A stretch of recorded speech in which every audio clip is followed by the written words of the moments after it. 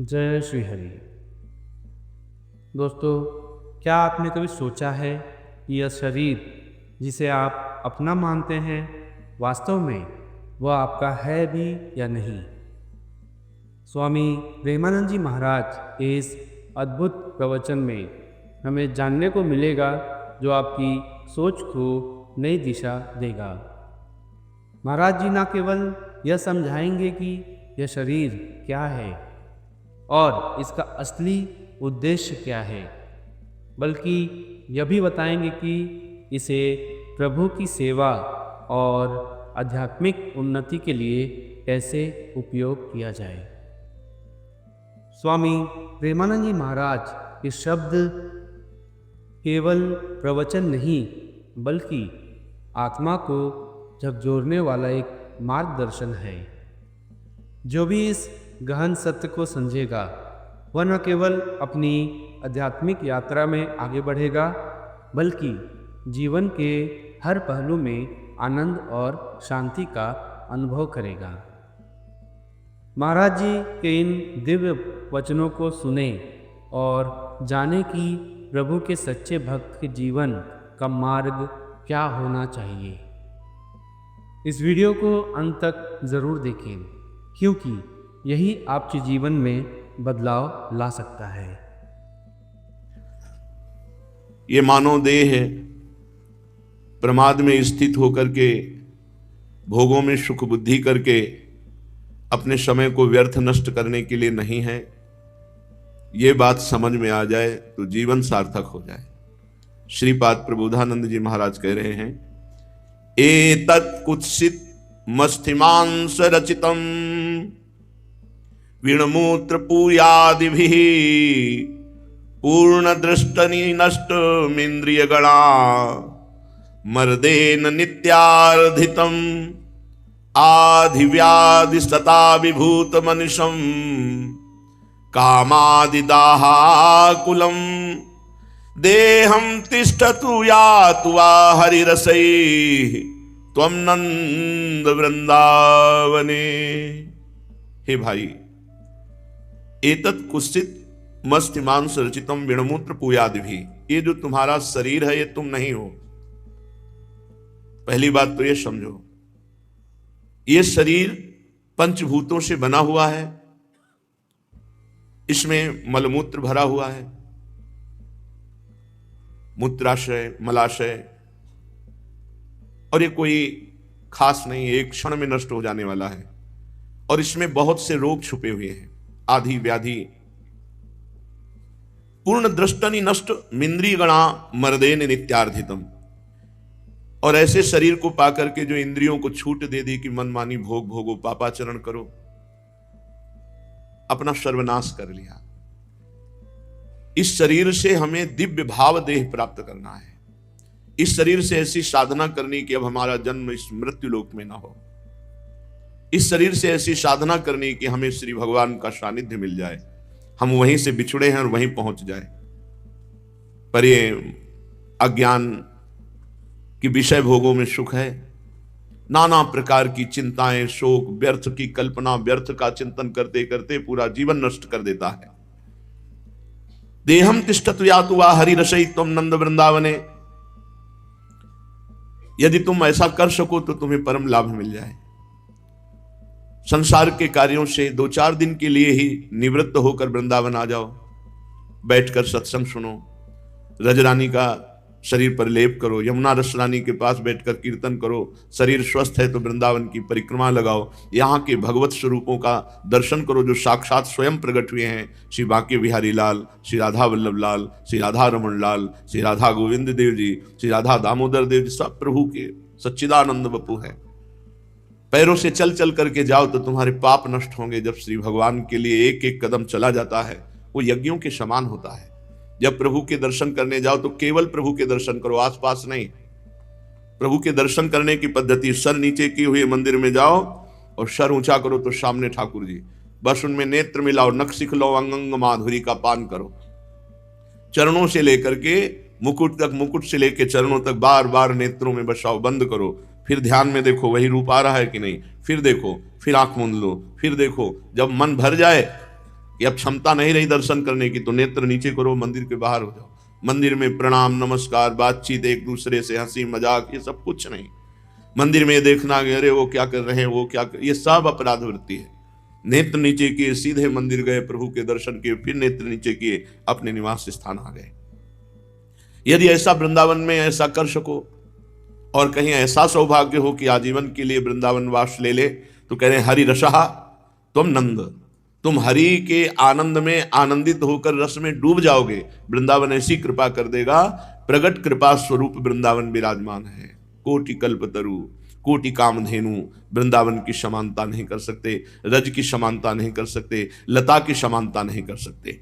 श्रीपाद कह रहे हैं अद्यश्वः प्रपतिस्यतोष्य भरणम विडभाण्ड कस्याचरण हा हा मूल महाविनष्टिमयसे स्त्री संगिनाम संगतः सोढ़ा नारकयातनाः कतिनव हंताणुमात्रा सहा किम वृंदावन वास भास ना महानंदाय मंदायसे। अरे मूढ़, क्यों अहंकार करके दूसरों को दुख दे रहा है, पापाचरण कर रहा है, चोरी हिंसा कर रहा है, दूसरों का मांस खा रहा है, मदिरा पी रहा है, क्यों अपना नाश कर रहा है। अरे अद्यश्वः प्रपतिश्चतोष्य, ये अभी शरीर छूट सकता है। क्या पता तुम सत्संग सुन के बाहर जीवित निकलोगे कि नहीं, क्या पता हम अगला शब्द बोल पाएंगे कि नहीं, कोई भरोसा नहीं। किस समय कैसे शरीर का नाश हो जाए कुछ पता नहीं है। कर्मों का बड़ा विचित्र जाल है। जब हमारा कर्म दंड देने के लिए आता है तो सिर्फ भगवान बचा सकते हैं, दूसरा कोई नहीं बचा सकता। इसलिए विडभाण्ड कस्याचरण, इस विष्ठा के पात्र को भरते भरते जीवन होता जा रहा है, कभी घृणा नहीं होती। कितना खाऊं इसको, कितना खवाऊं, जीवन होता जा रहा है। ये 18-19 वर्ष की अवस्था में हमारे अंदर प्रश्न आया था। गंगा किनारे जब भ्रमण कर रहे थे, अरे ये क्या जाल है, आज ये मिल जाए खाने को, आज ये मिल जाए खाने, ये क्या मांग है, और वो मिल गई तो फिर और ये क्या है। बस लगा कि नहीं ये इंद्री लिप्सा है, इसको ठीक करना पड़ेगा, इसकी मांग इसको तोड़नी पड़ेगी। आकाश वृत्ति से प्रभु जो भेज दे, गंगा के किनारे हमारे पास, गांव भिक्षा मांगना भी बंद, जो भेज दे वैसे बहुत आनंद में जीवन, बहुत आनंद। एक दिन चला नहीं जा रहा था भूख के कारण, बस गंगा किनारे ही रहना। तो एक चरवाहे ने देखा, अपने आप का बाबा कुछ खाओगे? यहाँ क्या रखा है गंगा किनारे? बोले हमारी गायें चल रही, कमंडल हमारे हाथ में। बोलो अभी दूध दे। देसी भगवान की देने वाला परमात्मा कदम कदम पे, वो कहीं जाना नहीं। बोला गायें चल रही हमारी, अभी आप बोलो अभी दूध के दे। शाम का टाइम था, दूध के तुरंत भगवान कदम कदम पे। आपको सच्ची कहते हैं, जब कोई मिल जाता है ऐसे, कोई 1-2 परेठा या गुड़ ऐसे जरा सा देता तो एकांत में एकदम अश्रु भर आते। भगवान आप कितने कृपालु हो, आप कितना, आपको भर थाल भोजन मिलता है, आप कभी जय जयकार अंदर से करते हो कि नाथ आप कितने कृपालु हो? क्यों? वो भाव नहीं है ना। नहीं तो जब जैसे कभी ऐसे कुछ भी आहार मिलता ना तो सीधे भगवान पर, प्रभु आप कितनी कृपा। ये नहीं होता कि 3 दिन बाद दिया है नाराज, ऐसा नहीं। कितने कृपालु हो प्रभु, प्रतिपद उनकी कृपा करो। कितना भरोगे, चाहे जितना रोज भरो, पूरा जीवन इसी में चला जा रहा है, शरीर की समस्याओं का समाधान करने में, लेकिन जन्म मरण रूपी चक्र के समाधान का विचार ही नहीं आ रहा। अद्यश्वः प्रपत्यस्यतोष्य, ये तुम्हारा शरीर कभी भी पतित हो सकता है, नष्ट हो सकता है, कभी भी नष्ट हो सकता है। भरणम विडभाण्ड कस्याचरण, अरे इस विष्ठा के पात्र को कितना भरते रहोगे। रसेंद्री सुधर गई तो सब इंद्रियां सुधर जाएंगी। रसेंद्री ही सबसे ज्यादा घातक इंद्री है।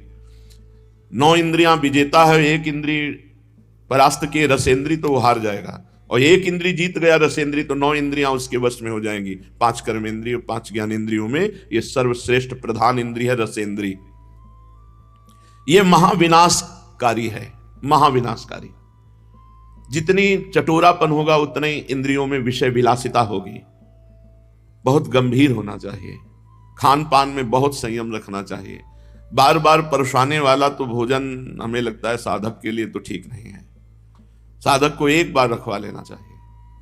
5 रोटी रख दो, सब्जी रख दिया, ये रख दो, अब हमारे पास दोबारा पूछना नहीं, बस राधा वल्लभ लाल की पा ले, जितना पाना है एक बार शांतम शाश्वतम अप्रियम अनघम निर्वाण शांति प्रदम। जैसे हमारे भगवान का स्वरूप है, ऐसे भक्त का स्वरूप होता है।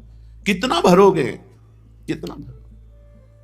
आज ये मरोगे, ये मरेगा शरीर। इसलिए बहुत वही साधु जिसने रसेंद्री को संभाल लिया, बस बात समझ लो। अभ्यास करो, एक बार भोजन लेने का अभ्यास करो। एक बार का मतलब दिन में एक बार ले तो और बढ़िया है, लेकिन 2 बार ले लो, पर एक बार परछाओ। क्या जाता है अपने हिसाब से, एक बार तो जय राधा, दोबारा नहीं। ये सदवई है। हमने संतों को देखा है जो भजनानंदी संत हैं, खड़े खड़े ऐसे, जिनके साथ रहे, कुछ दिन रहे, बहुत विरक्त महापुरुष। नहीं, ये नहीं, ये हटाओ, ये हटाओ, हाँ ये रख लिया, नारायण नारायण नारायण। भजन में डूबे हैं हर समय, भजन के लिए। देखो गाढ़ वृत्ति भजन में कहाँ होती है? गाढ़ वृत्ति का मतलब जैसे बढ़िया रबड़ी पी जाए तो जबान रुकती नहीं, ऐसे नाम में जबान न। राधा नाम सुधार समरसी तुम, राधा राधा राधा, बोलने का मन नहीं हो रहा, देखने का मन नहीं हो रहा, डूबे चले जा। ये है अपना मार्ग। कितना भरोगे कह रहे हैं। भरणम बिडो भांड कस्याचर, चाहे जो कुछ पाओ, इतना गंदी मशीन है पूछो। तो अपने को बहुत महान मान रहे। इस शरीर की महानता नहीं है, महानता चिंतन की है। ये तो बहुत गंदा शरीर, पशु से भी गिरा हुआ शरीर है। यदि भगवत भजन ना हुआ, जिन हरि भगत हृदय नहीं आनी, जीवित सौ समानते प्राणी। श्रीपाद प्रबोधानंद जी महाराज कह रहे हैं, तुम्हें अभी पता नहीं कि तुम अणुमात्र नरक यंत्रणा नहीं सह सकते, ऐसी भयानक पीड़ा दी जाती है नरक में।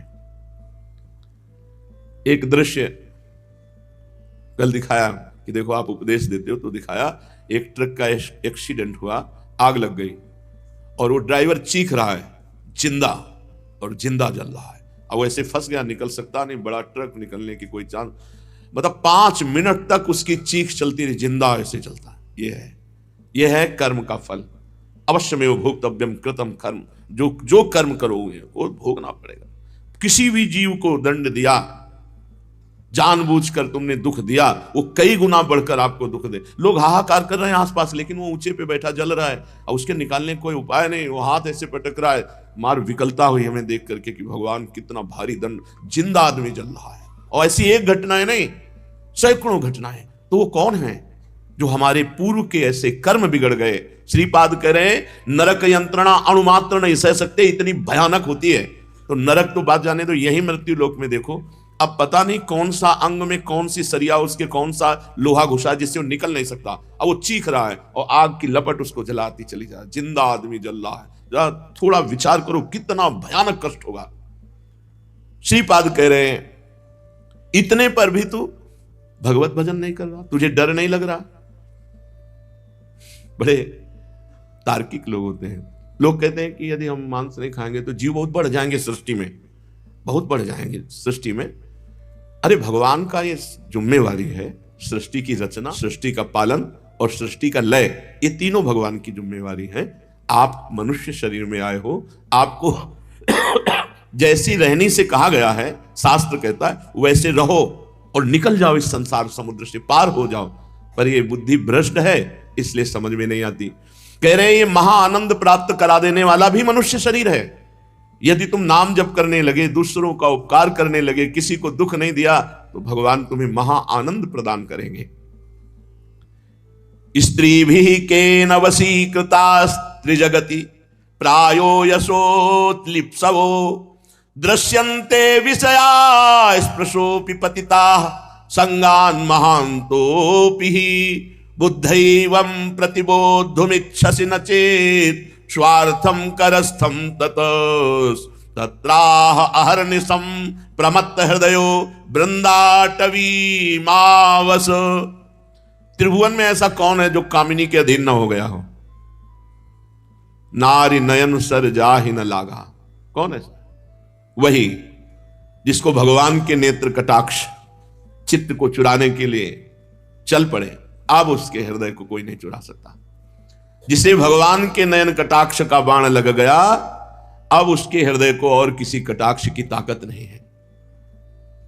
इसलिए कह रहे हैं तत्रा अहर्निशम, रात दिन प्रमत्त हृदयो राधा राधा राधा राधा।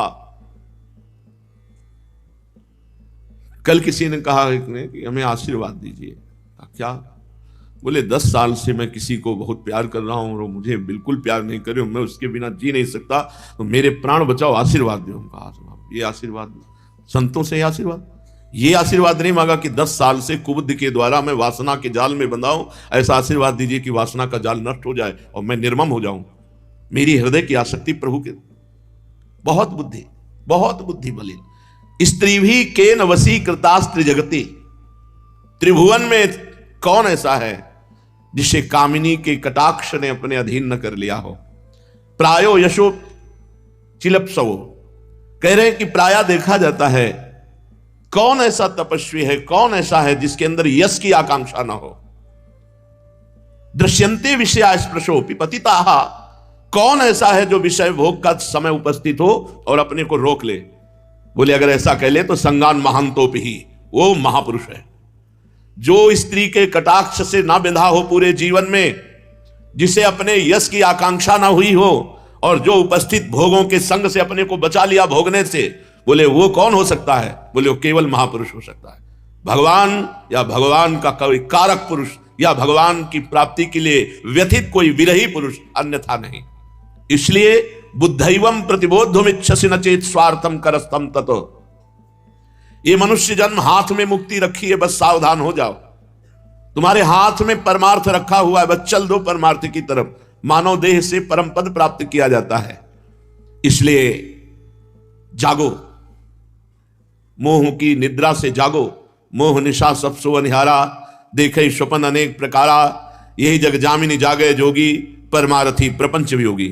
जागो, शांत हृदय हो, रात दिन भगवान नाम। शांत का मतलब वेग आ रहे हैं, काम के वेग आ रहे हैं, क्रोध के वेग, चुपचाप दबा लो इनको, अंदर ही अंदर इनको नष्ट कर दो। नाम जप के द्वारा, नाम एक वो डिलीटर है बहुत जल्दी सब, जैसे लिखा जाता है वो बोर्ड में और फिर डस्टर से मिटा दो एकदम साफ। ये नाम डस्टर है जो मन वासना की चित्र लिखता है।